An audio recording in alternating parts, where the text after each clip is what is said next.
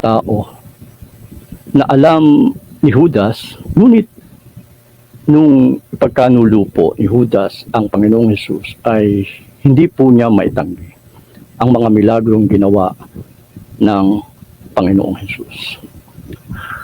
Meron pong mga taong nagpoprotesta kahit man ang nakatala ay mapagkakatiwalaan, kahit man totoo ang mga pangyayari, kahit man ang mga sumulat nito ay hindi nila maunawaan kung ano ang nangyari, hindi nila alam ang tinatawag na psychosomatic na karamdaman.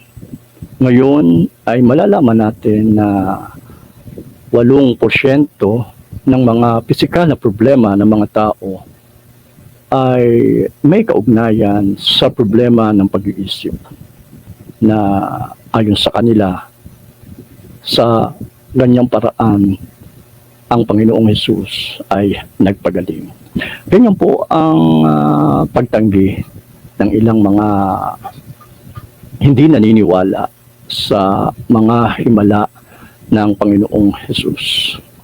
Habang marami pong mga may karamdaman ang may kaugnayan sa isip na ito man ay hindi nila maipaliwanag gaya po ng ketongin.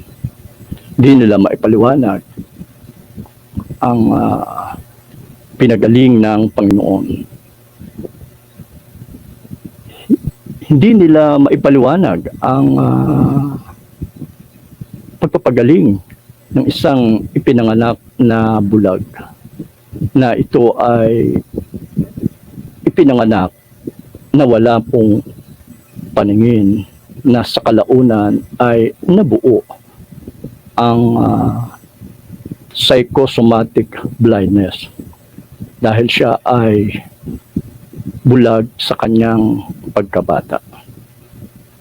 Kaya din po nang buhayin si Lazaro pagkatapos na si Lazaro ay patay na ng 3 araw, nang si Lazaro po ay muling buhayin gaya po sa Juan Kapitulo 11.